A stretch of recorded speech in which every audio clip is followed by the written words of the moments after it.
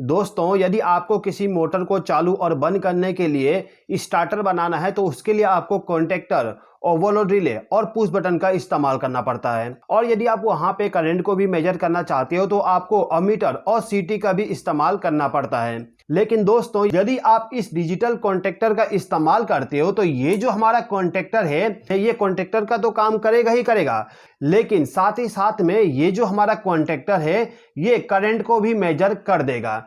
और इस कॉन्टेक्टर का इस्तेमाल करने से बेनिफिट हमें यह भी होगा कि हमें यहाँ पे ओवरलोड रिले का इस्तेमाल नहीं करना पड़ेगा। यानी कि ये जो हमारा कॉन्टेक्टर है यही कॉन्टेक्टर हमें ओवरलोड का भी प्रोटेक्शन प्रोवाइड कर देगा। तो चलिए दोस्तों, आज के इस वीडियो के माध्यम से हम ये सीख लेते हैं कि डिजिटल कॉन्टेक्टर क्या होता है और इसका उपयोग हम किस प्रकार से करेंगे। तो यहाँ पे जो हमारे पास में डिजिटल कॉन्टेक्टर है, इस कॉन्टेक्टर को टेंस कंपनी के द्वारा बनाया गया है और इस कॉन्टेक्टर का मॉडल नंबर है KON-TER-25। दोस्तों, जैसा कि आपने देखे होंगे जो हमारा कॉन्टेक्टर होता है उस कॉन्टेक्टर में हमें दो टाइप के टर्मिनल मिल जाता है।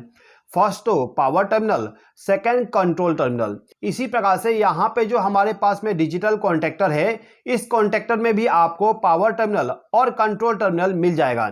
अब जैसे कि आपको मालूम है जो भी हमारा कॉन्टेक्टर होता है उसको चालू और बंद करने के लिए हमें कॉन्टेक्टर के कॉइल में पावर सप्लाई देना पड़ता है। इसी प्रकार से इस कॉन्टेक्टर को भी चालू और बंद करने के लिए आपको A1 टर्मिनल पे फेज सप्लाई और A2 टर्मिनल पे न्यूट्रल पावर सप्लाई देना पड़ेगा। तो यहाँ पे जो हमारा कॉन्टेक्टर है इस कॉन्टेक्टर का इस्तेमाल हम किसी भी काम के लिए इस्तेमाल कर सकते हैं। यानी कि किसी मोटर को चालू करना हो, किसी एसी को चालू करना हो, किसी हीटर को चालू करना हो, जिस भी इलेक्ट्रिकल इक्विपमेंट को चालू और बंद करना हो कॉन्टेक्टर के द्वारा, तो हम इस कॉन्टेक्टर का इस्तेमाल कर सकते हैं। अब मान लीजिए कि आप इस कॉन्टेक्टर का इस्तेमाल किसी मोटर को चालू और बंद करने के लिए कर रहे हैं, तो उस कंडीशन में आपको एक ओवरलोड रिले का भी इस्तेमाल करना पड़ता है। लेकिन ये जो हमारे पास में डिजिटल कॉन्टेक्टर है इसमें आपको ओवरलोड रिले का भी ऑप्शन मिल जाता है। अब जो भी हमारा ओवरलोड रिले होता है उसमें आपको करंट को सेट करने के लिए एक रोटरी स्विच मिल जाता है। इसी प्रकार से ये जो हमारा कॉन्टेक्टर है इसमें भी हमें ओवरलोड रिले का करंट को सेट करने के लिए ऑप्शन मिल जाता है। ये जो आप रोटरी स्विच देख रहे हो इस रोटरी स्विच के द्वारा हम 1 एम्पियर से लेकर 25 एम्पियर तक के करंट को सेट कर सकते हैं। यानी कि हम इस कॉन्टेक्टर का इस्तेमाल 1 एम्पियर से लेकर 25 एम्पियर तक के लोड को कंट्रोल करने के लिए इस्तेमाल कर सकते हैं। ठीक है। अब यहाँ पे जो हमारा कॉन्टेक्टर है इसमें केवल हमें एक स्विच मिलता है जिसके द्वारा हम करंट को सेट करते हैं, लेकिन इस कॉन्टेक्टर में आपको एक और स्विच मिल जाएगा जिसके द्वारा हम टाइम को सेट करते हैं। यानी कि जो हमारा मोटर है वो ओवरलोड हो जाने पे कितने देर के बाद में हमें उसको ट्रिप करवाना है उसका टाइम को सेट कर सकते हैं। डिले टाइम को सेट करने के लिए आप इस स्विच का इस्तेमाल कर सकते हो। इस नॉब का इस्तेमाल करते हुए आप 1 सेकेंड से लेकर 10 सेकेंड का टाइम सेट कर सकते हो। ठीक है दोस्तों।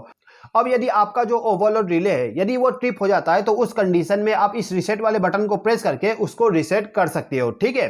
अब जैसा कि आपने देखे होंगे जो भी हमारा ओवरलोड रिले होता है उसमें हमें NONC कॉन्टैक्ट मिल जाता है। इसी प्रकार से आपको इस कॉन्टेक्टर में भी ओवरलोड रिले का NONC कॉन्टैक्ट मिल जाएगा। ये हमारा ओवरलोड रिले का NONC कॉन्टैक्ट है। अब ये जो हमारा कॉन्टेक्टर है ये यदि ऑन हो जाता है तो उस कंडीशन में ये वाला इंडिकेशन ग्लो होगा, और यदि हमारा जो ओवरलोड रिले यदि वो ट्रिप हो जाता है तो उस कंडीशन में यहाँ पे जो ERR यानी कि एरर वाला इंडिकेशन है ये ग्लो हो जाएगा। ठीक है दोस्तों। अब इसके अलावा ये जो हमारा कॉन्टेक्टर है ये अमीटर का भी काम करता है। यानी कि जो भी हमारा लोड है वो कितना एम्पियर तक करंट अभी ले रहा है उसका डिटेल आपको यहाँ पे मिल जाएगा। अब इस कॉन्टेक्टर के जब आप साइड में देखोगे तो पूरा इस कॉन्टेक्टर का डिटेल आपको मिल जाएगा। जैसे कि इसके डिटेल में आप देख सकते हो कि इस कॉन्टेक्टर को चालू और बंद करने के लिए हम 100 वोल्ट से लेकर 240 वोल्ट AC पावर सप्लाई का इस्तेमाल कर सकते हैं।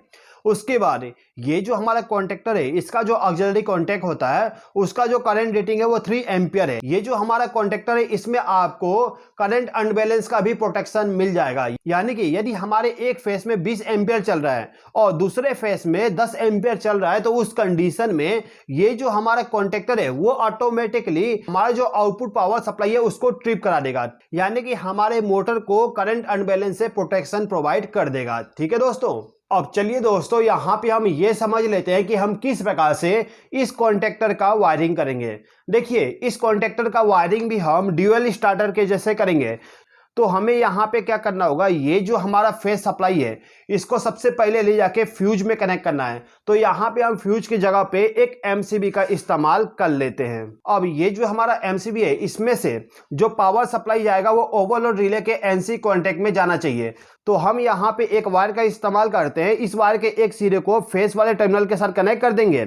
अब इस वायर का जो दूसरा सिरा है इसको ले जाके ये जो हमारा ओवरलोड रिले का कॉन्टैक्ट है उस कॉन्टैक्ट का जो कॉमन टर्मिनल है उसके साथ कनेक्ट करना है। तो यहाँ पे हम कॉमन टर्मिनल के साथ कनेक्ट कर देते हैं। तो यहाँ पे हमने ओवरलोड रिले को इनपुट पावर सप्लाई कनेक्ट कर दी है। अब ये जो हमारा ओवरलोड रिले है इसके आउटपुट टर्मिनल से power supply stop push button में जाना चाहिए। तो यहाँ पे हम एक स्टॉप पुश बटन इस्तेमाल कर लेंगे।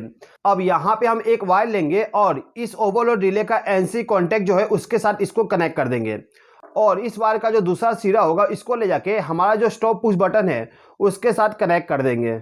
अब ये जो हमारा स्टॉप पुश बटन है इससे power supply start push button में जाना चाहिए। तो यहाँ पे हम एक स्टार्ट पुश बटन इस्तेमाल करेंगे और यहाँ पे हम क्या करते हैं कि ये जो हमारा स्टॉप पुश बटन है इसके आउटपुट टर्मिनल पे एक वायर को कनेक्ट कर देंगे और इस वायर को ले जाके स्टार्ट पुश बटन के इनपुट टर्मिनल पे कनेक्ट कर देंगे। कुछ इस प्रकार से हम कनेक्शन कर देंगे। अब इसके बाद में हम क्या करेंगे, ये जो हमारा स्टार्ट पुश बटन है इसके आउटपुट टर्मिनल से एक वायर को कनेक्ट करके इसको ले जाके जो हमारा कॉन्टेक्टर है इसके A1 टर्मिनल के साथ वायर को कनेक्ट कर देंगे। तो यहाँ पे हम इस वायर के जरिए यहाँ पे कनेक्शन कर देते हैं। अब यहाँ पे हमें केवल होल्डिंग सर्किट बनाना है। तो होल्डिंग सर्किट बनाने के लिए मैं इस वायर का इस्तेमाल कर लेता हूँ। ये जो मेरा वायर है इस वायर को ले जाके जो मेरा स्टार्ट पुश बटन है इसके इनपुट टर्मिनल पे इसको कनेक्ट कर दूंगा कुछ इस प्रकार से। उसके बाद इस वायर का जो दूसरा सिरा होगा इसको ले जाके ये जो हमारा कॉन्टैक्टर है इसका जो कॉमन टर्मिनल है उसके साथ कनेक्ट कर देंगे, यानी कि यहाँ पे हम एनो टर्मिनल का इस्तेमाल कर लेंगे। अब इसके बाद में हमें क्या करना है, ये जो एनो टर्मिनल है इसके आउटपुट टर्मिनल से एक वायर को ले जाके A1 टर्मिनल के साथ कनेक्ट करना है। तो यहाँ पे हम इस वायर के जरिए लूपिंग कर देते हैं। अब ये जो हमारा कॉन्टैक्टर है इस कॉन्टैक्टर को हमें केवल न्यूट्रल पावर सप्लाई के साथ कनेक्ट करना है। तो इसके लिए मैं क्या करता हूं कि ये जो मेरा एमसीबी है, एमसीबी में जहां पे हमें न्यूट्रल पावर सप्लाई मिलेगा वहां से एक वायर को कनेक्ट करेंगे और इस वायर के दूसरे सिरे को ले जाके जो हमारा कॉन्टैक्टर है इसके A2 टर्मिनल के साथ कनेक्ट कर देंगे कुछ इस प्रकार से। तो दोस्तों यहाँ पे जो हमारा कॉन्टैक्टर था इस कॉन्टैक्टर का वायरिंग कंप्लीट हो गया। दोस्तों यहाँ पे मैं एक लोड को भी कनेक्ट कर देता हूँ जिससे कि हमारा जो कॉन्टैक्टर है वो करंट को भी मेजर कर दे।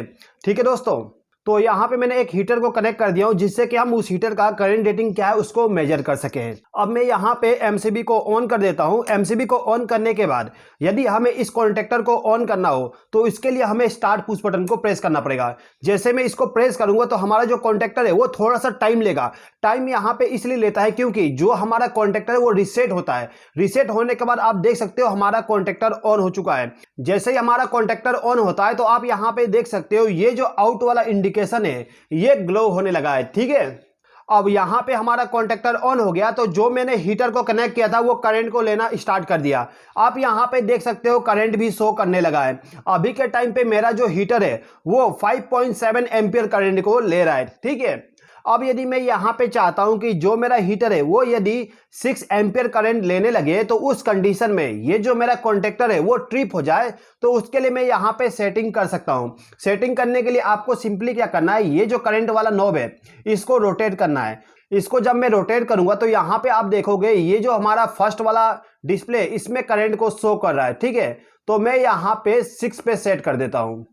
यहाँ पे मैंने 6 पे सेट कर दिया। यहाँ पे जो 6 लिखा हुआ है इसका मतलब ये है कि जैसे ही मेरा लोड 6 एम्पियर करंट लेने लगेगा तो ये जो हमारा कॉन्टैक्टर ये बंद हो जाएगा। ठीक है, इसके बाद यहाँ पे हमारे पास में एक और स्विच है जिसके द्वारा हम टाइम को भी सेट कर सकते हैं। यानी कि जब मेरा लोड ज्यादा करंट लेना स्टार्ट कर देगा तो उस कंडीशन में जो मेरा कॉन्टैक्टर है वो कितने देर तक वेट करे उसको ट्रिप कराने के लिए उसका भी सेटिंग कर सकते हैं। अभी के टाइम पे आप देख सकते हो यहाँ पे हमारा टाइम सेट हुआ शो करेगा। यहाँ पे 10 सेकंड का टाइम सेट है। यदि आप यहाँ पे कम सेकंड का टाइम सेट करना चाहते हो तो सिंपली आप इसको रोटेट करिए और जितना भी सेकंड आप चाहते हो उसका सेटिंग कर सकते हो। मैं यहाँ पे 5 सेकंड का सेटिंग कर देता हूँ। यहाँ पे मेरा लोड 5.6 एम्पियर करंट ले रहा है तो मैं थोड़ा सा करंट रेटिंग को कम कर देता हूँ। मैं यहाँ पे 5 एम्पियर पे सेट कर देता हूँ। ठीक है, मैं 5 एम्पियर पे सेट कर दिया। आप देखोगे कि जैसे ही 5 सेकंड होगा, 5 सेकंड के बाद अपने आप कॉन्टैक्टर ऑफ हो जाएगा। आप देख सकते हो कॉन्टैक्टर हमारा ऑफ हो गया। दोस्तों, क्या आपको मालूम है कि एक डिजिटल ऑन डिले टाइमर और ऑफ डिले टाइमर भी आता है? यदि आप इस टाइमर के बारे में सीखना चाहते हो तो इस राइट वाली वीडियो पे क्लिक करके इस वीडियो को देख लीजिए। इस वीडियो में मैंने पूरा कॉन्सेप्ट को क्लियर कर दिया हूं। इस वीडियो को देखने के लिए धन्यवाद।